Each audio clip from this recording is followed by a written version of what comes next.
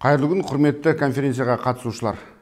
Бүгін Қазақ инновациялық гуманитарлық заң университеті атауын Қазақтың мемлекеттік саяси және қоғам қайраткері, Алаш партиясының жетекшісі, Алашорда автономиялы үкіметінің төрағасы, публицист, ғалым, аудармашы Әлихан Бөкейханға беріп, еліміздің білім саласында елеулі оқиғаға себепкер болып отыр. Қазыналы қарт Семей қаласы қашанда Алаш идеясының алтын ұясы, тал бесігі болып қала береді. Өздеріңіз білетіндей, 20 ғасырдағы Алаштың прогресшіл тұлғалары осынау шаһарды үлкен ұлттық идеялар мен рухани дүмпудің орталығына айналдырды. Мемлекет басшысы Қасым-Жомарт Кемелұлы Тоқаев Алаш арыстары заманның сын қатеріне қарамай, қазақ елінің мемлекетшілдік идеясын жаңғыртты деп Алаш қозғалысына саяси баға берсе, ұлт көсемі Әлихан Бөкейхан мен оның серіктері туралы. Әлихан Алашорда үкіметін басқарған мемлекет қайраткері. Ахмет халқымызды білім мен ғылымға жетелеп, рухани ұстаз болған әйгілі ағартушы. Міржақып ұлт бірлігі ұранына айналған Оян қазақ пен Тұңғыш қазақ романының авторы, көрнекті қаламгер. Үш қайраткер де бірегей тарихи тұлғалар деп атап өтті. Бұл мемлекеттің ұлы тұлғаларымызға деген көзқарасы мен құрметі болса керек. Семей шаһары Алаш үкіметінің астанасы болғанында тегін емес. Сонау 19 ғасырдан, тіпті оның арғы жағындағы замандардан Семей ғылым мен мәдениеттің, руханияттың орталығы болды. Мен бұл туралы Абай мен Алаш атты еңбегімде кеңінен айттым. Алаш көсемінің қазақты автономия қылсақ, Қараөткел Алаштың ортасы.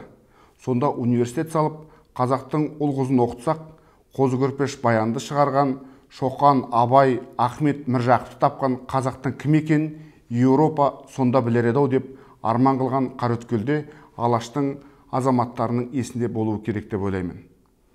Қазақ инновациялық гуманитарлық заң университеті өз кезегінде аз ғана уақыт ішінде еліміздің белді білім ордасына айналып үлгергені сөзсіз.